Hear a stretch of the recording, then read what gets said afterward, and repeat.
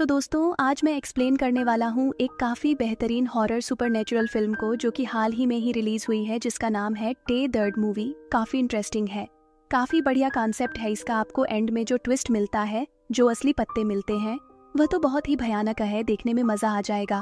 तो चलिए अब बिना किसी देरी के चलते हैं सीधा वीडियो की तरफ। कहानी की शुरुआत में हम एक आदमी की आवाज़ को सुन पाते हैं जो कि अपने बेटे से कह रहा होता है कि मैं नहीं चाहता कि तुम कभी इस आवाज़ को सुनो, पर अगर तुम इस वॉइस नोट को सुन रहे हो तो मतलब तुम जंगल में रहने आ चुके हो। तुम्हारी माँ और मैं ने मिलकर डिसाइड किया था कि हम दोनों शहर से दूर जंगल में रहेंगे ताकि तुम वहाँ सेफ रह पाओ और तुम्हारी माँ की तबीयत भी ठीक हो पाए, जो कि समय के साथ और भी ज्यादा खराब होती जा रही है। जिसके बाद हम उसी लड़के को देखते हैं जिसका नाम होता है सोलोमन, और वह देख नहीं सकता था। सोलोमन अपने घर के बाहर बैठकर जार में कीड़ों को पकड़ रहा होता है और तभी उसकी माँ निडिया उसे ये कहती है कि हमारे शिकार पर जाने का वक्त हो चुका है।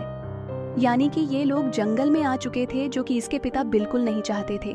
जिसके बाद सोलोमन अपने शरीर में एक रस्सी को बांध लेता है जिसका सिरा उसके घर से बंधा हुआ था, और यह इसलिए था ताकि सोलोमन सही सलामत बिना किसी मदद के अपने घर खुद से आ सके।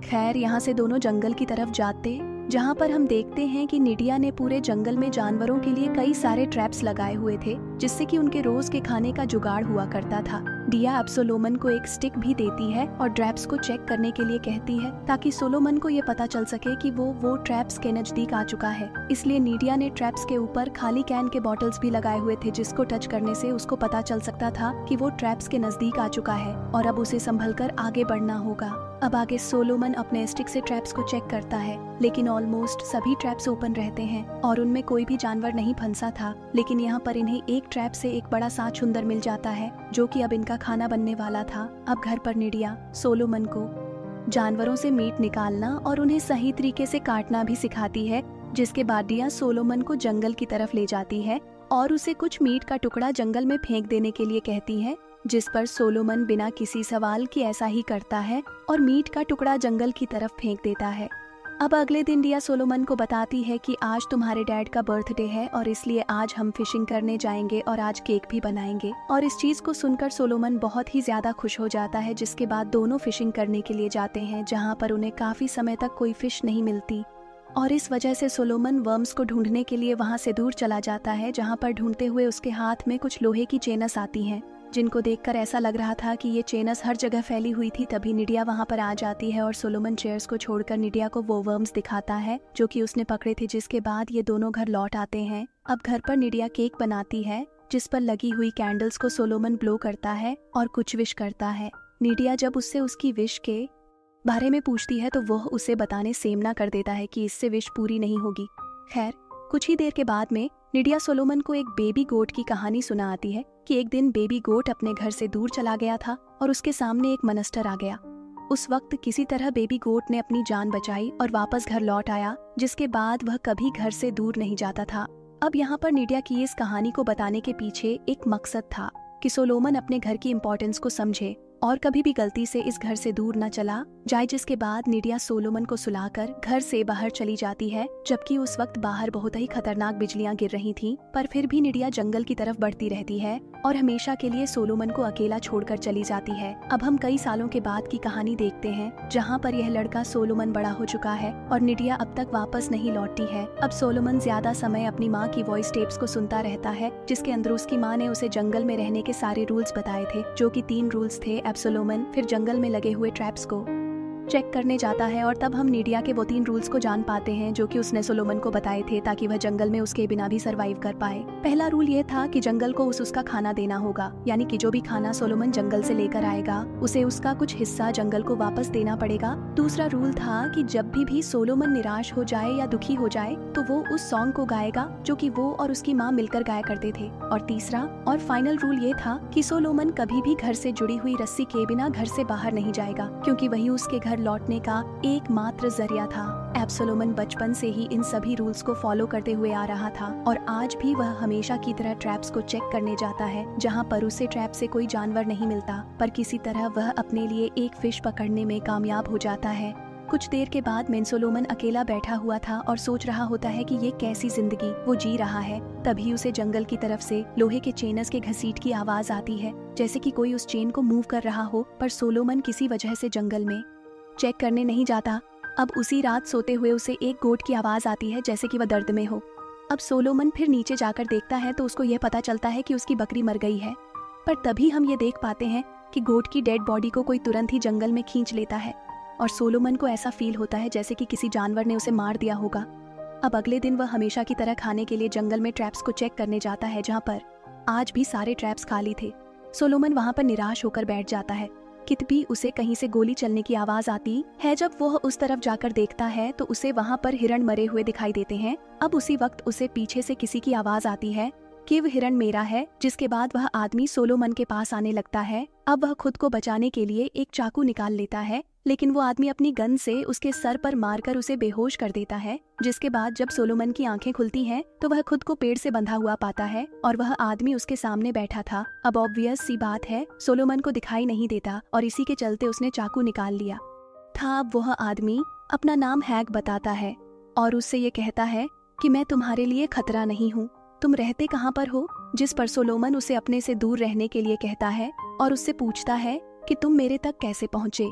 जिस पर हैक उसको बताता है कि मैंने आते हुए तुम्हारे घर को देखा था, जहाँ पर लगे हुई रस्सी के जरिए मैं तुम्हारे पास आ गया। अब हैक आगे ये कहता है कि अगर तुमको भी खाने के लिए चाहिए तो तुम इस डियर से कुछ खाने के लिए ले सकते हो, बस इसके बदले मैं तुम्हारे साथ रहूंगा। और ऐसा हैक इसलिए कहता है क्योंकि कुछ ही देर में रात होने वाली थी और उसे डर था कि वह जंगल में भटक न जाए और जंगली जानवर वहाँ पर हो सकते थे, तो यहाँ पर जान का भी खतरा था। जिस पर सोलोमन थोड़ा सोचता है और फिर मान जाता है क्योंकि उसके ट्रैप्स में कोई भी जानवर नहीं फंसा था, जिसके चलते उसके पास भी खाने के लिए कुछ नहीं था। अब आगे हैक उसे उसका चाकू वापस कर देता है, जिसके बाद दोनों घर लौट आते हैं। अब घर पर हैक रात के लिए डिनर बनाने लगता है और साथ में सोलोमन के घर को भी चेक करता है, जहाँ पर उसे उसकी स्टोरी बुक मिलती है जो कि निडिया सोलोमन को बचपन में सुनाया करती थी।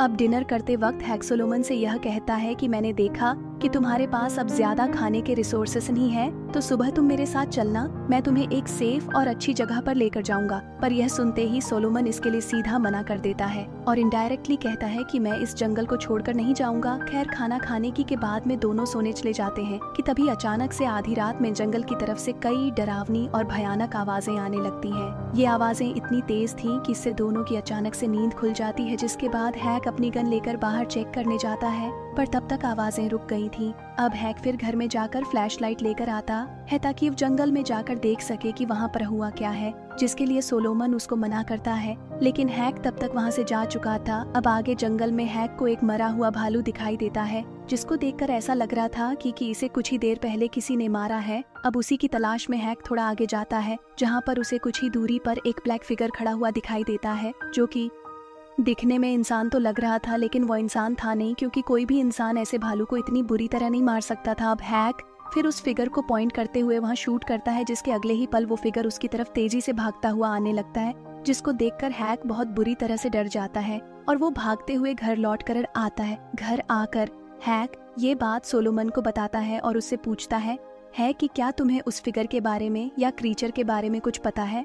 जिस पर सोलोमन का कोई जवाब नहीं आता और वह डरा हुआ अकेले बैठा हुआ था। अब अगली सुबह हैक सोलोमन से फिर से वही सवाल पूछता है कि उस क्रीचर के बारे में उसे क्या पता है, लेकिन इस बार भी उसे कोई जवाब नहीं मिलता। अब हैक फिर सोलोमन से यह कहता है कि मैं तुम्हें मीट को प्रिजर्व करना सिखा सकता हूँ, जिससे कि तुम उसे लंबे समय तक खाने के लिए स्टोर कर पाओगे, जिसके लिए सोलोमन भी मान जाता है। अब हैक फिर उससे कुछ आयरन की चेन्स मांगता है, क्योंकि उसे मीट प्रिजर्व करने के लिए होकर बनाना था। वैसे तो सोलोमन के घर में आयरन चेन्स नहीं थी, लेकिन तभी उसे याद आता है कि बचपन में उसे जंगल में एक जगह पर लंबी आयरन चेन्स मिली थी।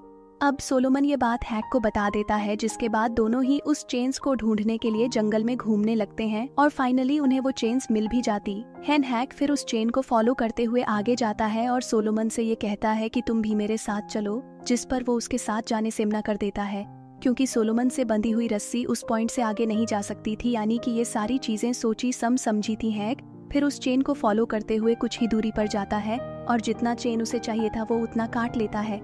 अब घर लौटने के बाद में सोलोमन मरे हुए डियर के मीट में से कुछ टुकड़ा काटकर जंगल की तरफ हमेशा की तरह फेंक देता है, जिसको हैक देख लेता है और वह काफी ज्यादा क्यूरियस होता है और इसके बारे में पूछता है कि इसका रीजन क्या है। जिस पर सोलोमन कहता है कि मैं 2 जनों के लिए खाना ढूंढता हूँ, खुद के लिए और जंगल के लिए। अब हैक इसके जवाब में सोलोमन से यह कहता है कि शायद इसी की वजह से रात में कई जानवर यहाँ पर घूमते रहते हैं, जो कि तुम्हारा हमारे लिए अनसेफ है और उससे भी।